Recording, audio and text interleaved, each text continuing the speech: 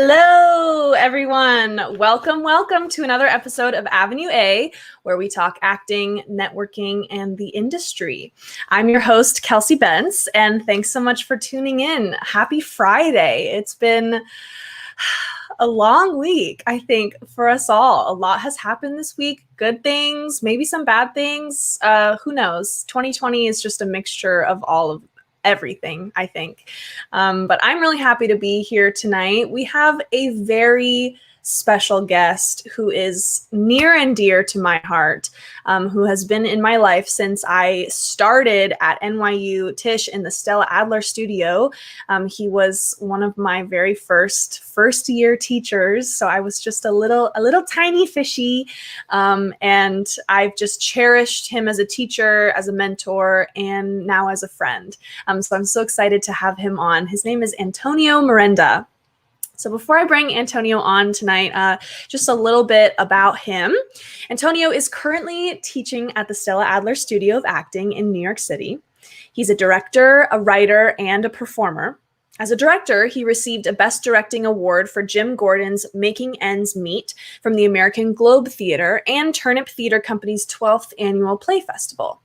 Other directing credits include The Long Ride Home by Robert Charles Gomper, which was awarded Best Play and Best Ensemble at the 5th Annual Fresh Fruit Festival, and Kelly Kinsella Live Under Broadway by Kelly Kinsella at the New York International Fringe Festival. Antonio also wrote and performed It's a Wonderful Lie, which was directed by Joan Evans, also an Adler teacher whom I adore. He received his BFA from NYU Tisch School of the Arts, where he had the great privilege to study with Stella Adler, which absolutely blows my mind. She is a legend. She literally has her own technique, her own acting studio where Antonio teaches, but he studied with her, which is so cool. So I'm so excited to have him joining me on the show tonight, and let's welcome Antonio. Hello. Hello, Kelsey. Thank you. That was lovely. Thank you so much for taking the time to be on the show tonight. I have to tell you, it is just so comforting and lovely to have you here with me tonight. Thank you. I so appreciate you inviting me. I'm happy to be here. Oh, great. So you studied with Stella. I think we have to start there. When I studied with you starting my freshman year, like almost 5 years ago, crazy. You told us, our class, that you had studied with her. And I remember at the time I was just like absolutely like starry-eyed. I was like, wow, I can't even imagine what that would be like. So can you tell us a little bit about what studying with Stella was like, and maybe share with us your most cherished memory and then also your most scary memory? Oh, of course. So yes, I was very, very lucky. It's just timing sometimes. I got accepted to NYU Tisch School of the Arts knowing very little about Stella Adler or her studio, or even like the history of the group theater, all these great teachers that came out of it. But, you know, the person who auditioned me thought I would be a good fit with Stella, and obviously it's 35 years later, so they were right. It was a very good fit. It was obviously simpler times. This is like pre-internet, pre-cell phone. So you could really focus, and there was not a lot of distractions. And so I remember going in, now don't get me wrong, it was a very sort of old school training. A lot of people did not enjoy the training. I always say that I was lucky enough to be raised by lovely Italian people, and so I was not afraid of yelling and screaming, which definitely the studio had a lot of that back in the day. Really? Oh yeah, there was a lot of passionate artists, and everybody was completely committed, and they were like my technique teacher in my first year, Alice Winston, who was just so talented and so amazing. She was devoted to Stella, and she wanted us all to, like, she would prepare us for Stella's class. So we had Alice with us every step of the way. We would never go in front of Stella unless Alice had rehearsed with us beforehand. Wow. So that she would make sure that we had, done everything we were supposed to do with the technique and done all our script interpretation, all our preparation. But I remember, maybe I was very naive, but I remember feeling that even at the time, I knew that probably there was a lot of like craziness going on, but I felt like there was something really special about this place and about the people and about the training. And I always went into every class and I was just so thankful because I felt I got so many good things out of every class. And then to culminate, after all the years of like preparation, to culminate to actually be in the classroom with Stella was just so exciting for all of us and so thrilling. And she really was a genius. And I know that, if you watch many of the old videos, some people can see how passionate she is when she's teaching. But she was equally, I think, compassionate and fiery. And she really cared so deeply about the work that she was doing. I mean, she had literally studied with Stanislavski himself. So, I mean, she really took this work very seriously. And her ideas, I feel, are still so important today for actors. They give the actor tools in which to help them believe in given circumstances and really experience what it might be like to walk a mile in someone else's shoes. And I think that that's what actors are really hungry for, to really feel that connection to the world of the play and to the character that they're playing. And she was really, really just even, she was probably close to like 90, when I had her as a teacher. She was in her probably late 80s. Wow. And still so intelligent, razor sharp, like could talk about plays in depth, could talk about ideas for days. It was really inspiring. And I feel that that's sort of like my best moment and sort of like worst moment of like working with Stella. I really remember that we were working on a scene, Biff and Halfby, Death of a Salesman, the bedroom scene. And I was playing Biff, and it was so interesting because she, of course, we had prepared it, we had rehearsed it, we had brought it in. And of course, she was still throwing us a million ideas from Arthur Miller, from the idea of like mid-century, from like the American Dream. And it was really interesting because I feel that in a way she freed us. Like, and then we went back into the work, and for this brief moment, you're like completely free.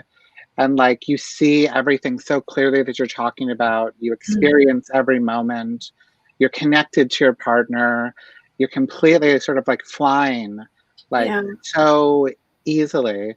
But then it is with acting too. It's like, and then the second you become conscious of it, it's like she'll notice that and she'll call you out and she'll say you're acting again. And it's like to maintain that sort of like freedom was challenging, but that was sort of like the goal. But as soon as you dropped out, as soon as you had a second of self-consciousness, she would immediately see it in the second you experienced it and immediately call you out on it and really demand of you to stay really in the present moment. Wow.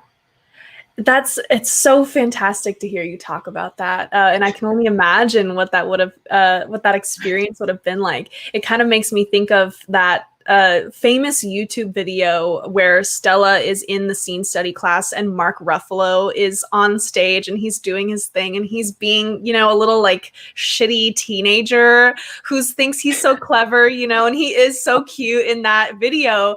But just her intensity and the way that she's so, you can just feel how like engaged she is and how committed she is to her work and to like making the students the best they can be, and just watching that, it always gives me chills. And it's such a funny little scene. But it's crazy to me to imagine being in class with Stella herself.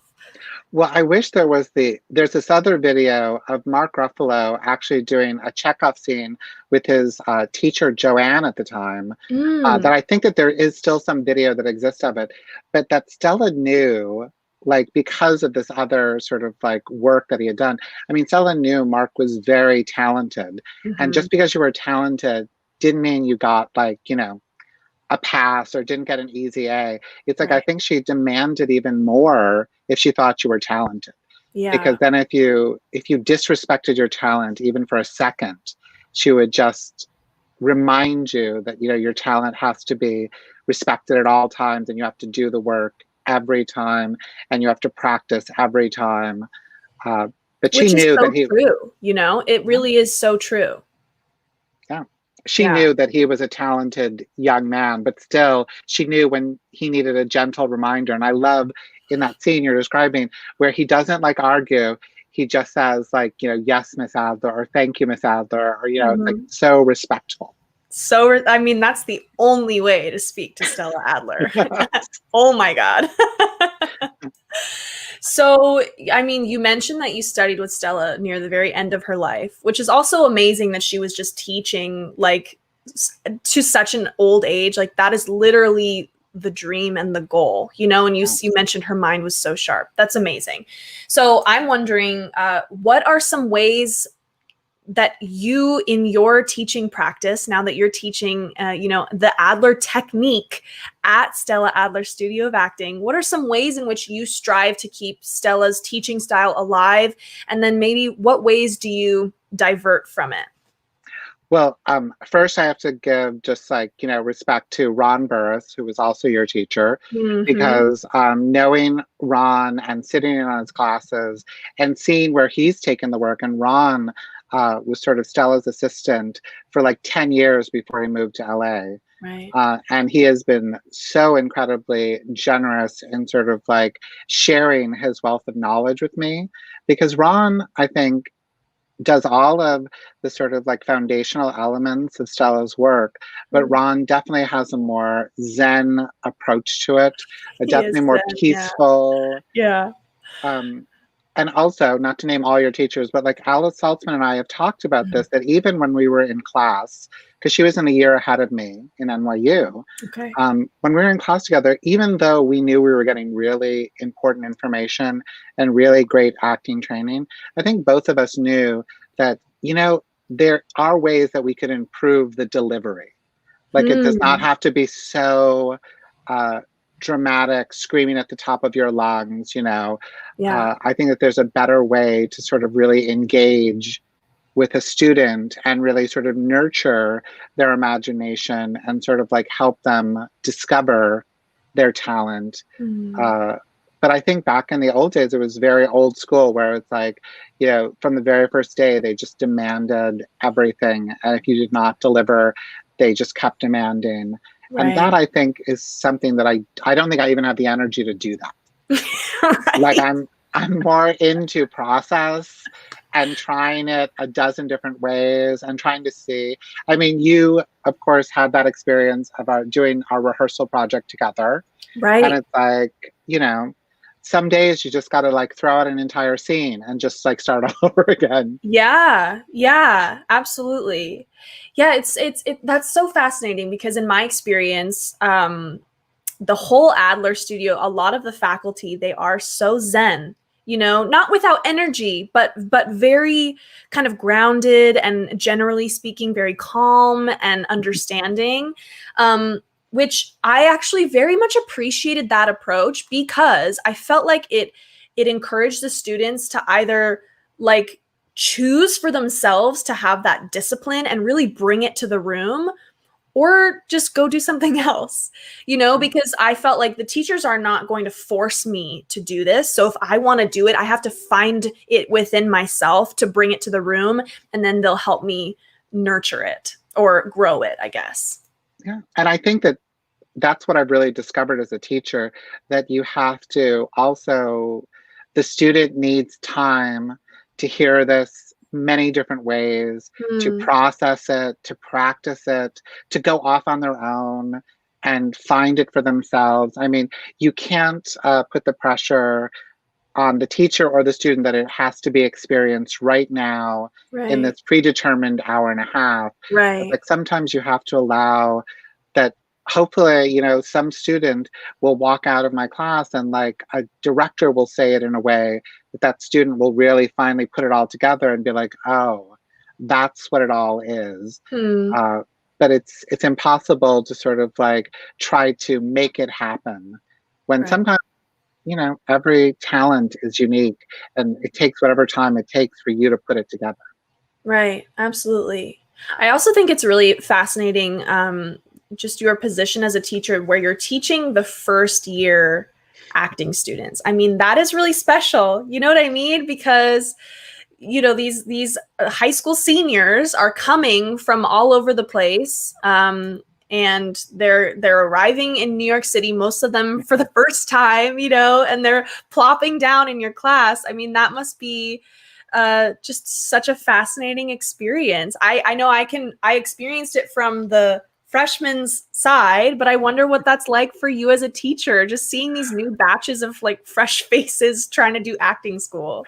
I think it would be surprising for you now to see like your freshman teacher like on the first day of school and how completely neurotic and terrified we are because there's like so many of you. And we know that if we don't put on a good show, you won't be interested or you won't like, you know, fall in love with the technique. So we're all sort of like Mm. in this mode where we just really want to capture you and sort of like make you excited about like the next year. And so we completely freak out, just like I'm sure the freshmen are freaking out because we want it to go well and we want you to like know how passionate we are and how excited we are. But it really is such a very sort of like important, I feel like I take a huge responsibility that you're introducing someone to this idea of acting. And they may be coming from a place where they've been doing something completely different or their idea of what they wanted to do is something completely different, and to sort of like keep them sort of like leaning in and asking questions and being curious and hoping that it will all come together.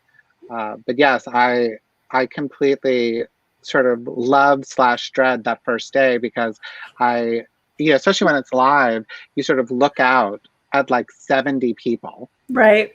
And it's like, are you capturing their attention? Are they with you? Is there someone sleeping in the back row? You know, you're like, There always is. You know what I mean? you're constantly like, you know, looking and seeing sort of like, is this working? Can I do this for another year? Can I sort of like spread this sort of like information? Wow, that sounds like a lot of pressure. And I never thought about it like that from, the teacher's perspective, because I just figured, you guys do this every year. Like it's just a new batch of little dummy freshmen, that we're going to make into actors. You have no idea how intimidating like 70 freshmen staring at you can be. Now that I'm envisioning it, I can kind of get that sense. And it's so crazy to me too that you mentioned, that you a lot of people might come in with thinking that they were going to do something else, and now here they are. And that was very much my experience coming into Adler. I was all musical theater all the way, and auditioning for NYU, like I really only wanted to be in the musical theater studio, but I just checked that box on my application that said like, do you want to be considered for the acting studios? And I was like, why not? And I ended up getting into Adler. And so showing up on the first day, I was like, okay, what is this going to be? Like there's no singing here. And it totally, the Adler studio totally changed my life. I stayed all 4 years up until the very last possible moment that I could stay. And it really changed my whole perspective on acting and just on being a human, because the whole Adler thing is, it's human. What is growth it now? As an actor and growth as a human being are synonymous. I'm like, it's so ingrained in me, but I can't remember the actual words. Growth as an actor and growth as a human being are synonymous, and I really feel like that's so true. So it's just such a special place. No, you were definitely put in the right studio, Kelsey. FYI, it's like whoever auditioned you, they got it right. Thank you, Antonio. I really think they did too. And I'm so glad that I stuck with it all 4 years, because I really think that especially year 3 and 4, like it really solidified for me and I really was able to drop into the training. So thank you. You're welcome.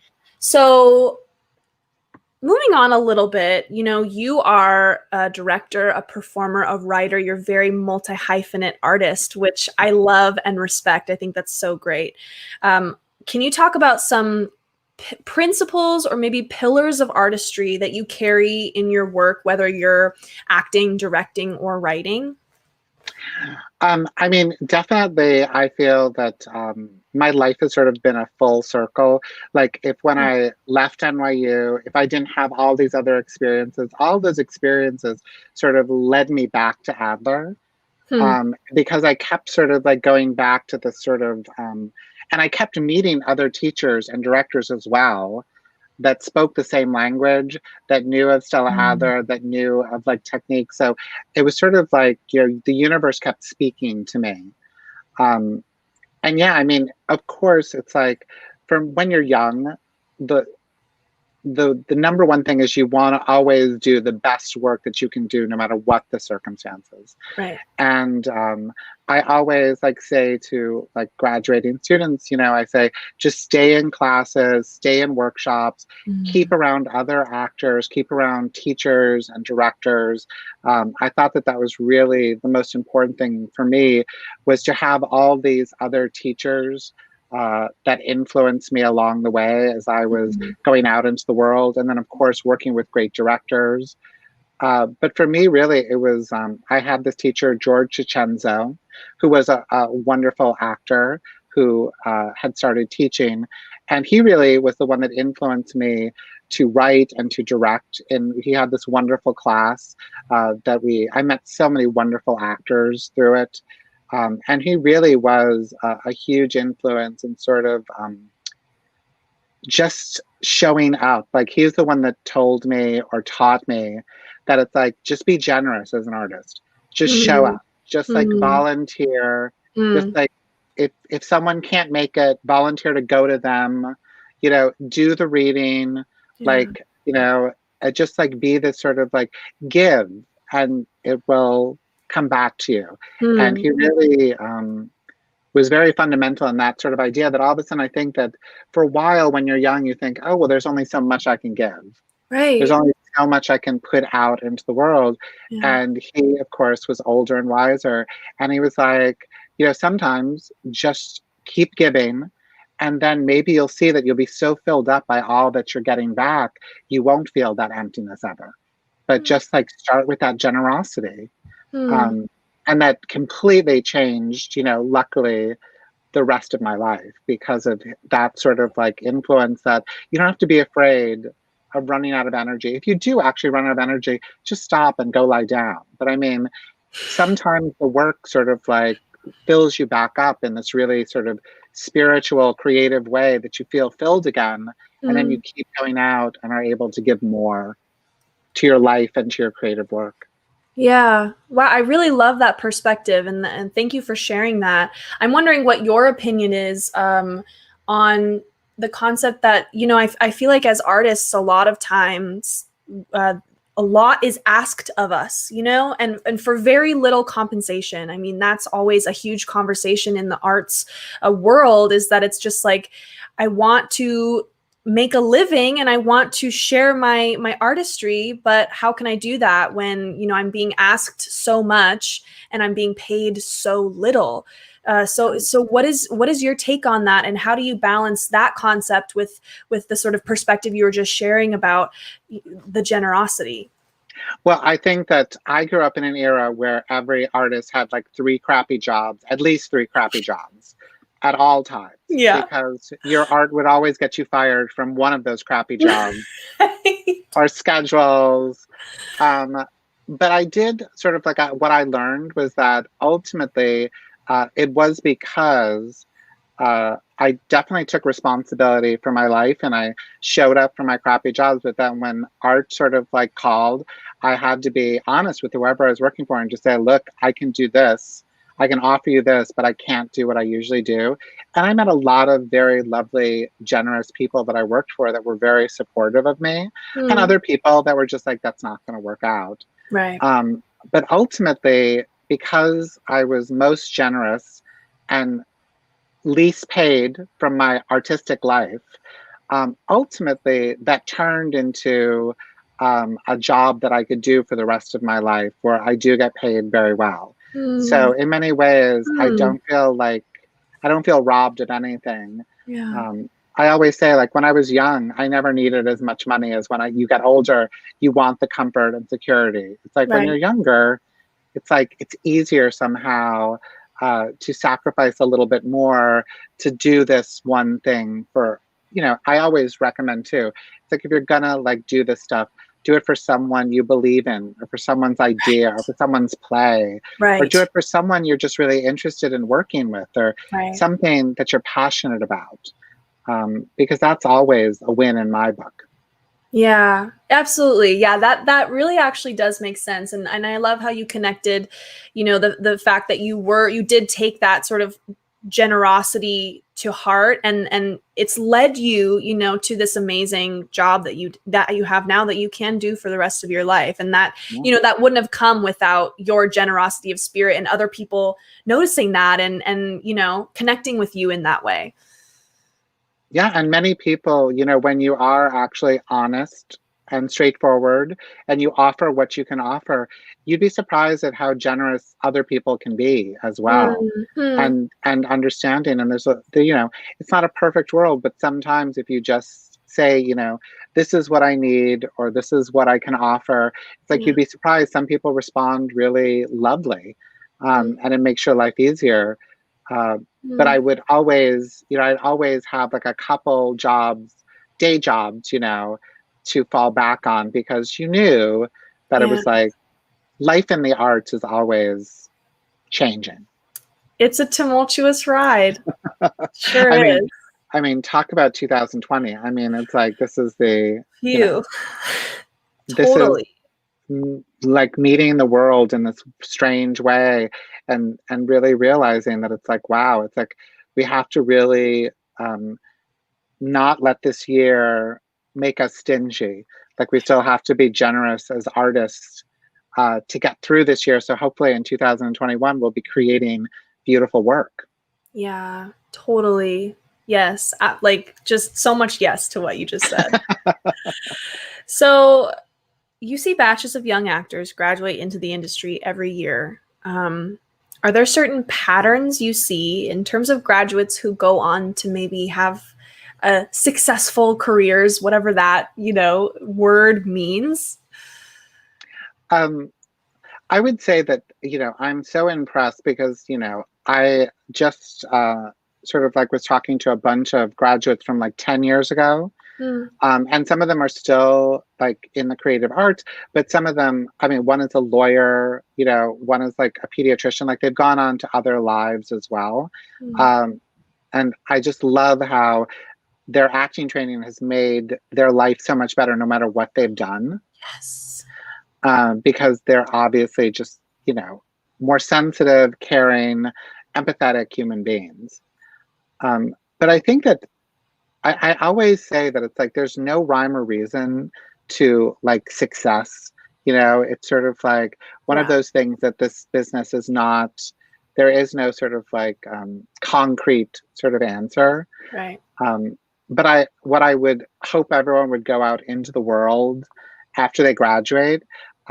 I think that the best thing that I can see is that people really try to find their authentic voice, their authentic passion. They don't try to do what other people tell them to do, but they Mm, find what makes them happy. And if what makes you happy is like to go and do outdoor Shakespeare, then just go do outdoor Shakespeare.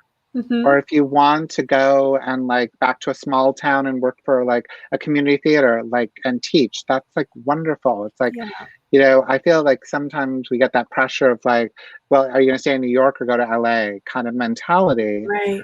where I think this whole country slash world needs artists in every community to tell stories and to be involved in a community so that the community has art in its life on a day-to-day basis. Yeah. And Yes. so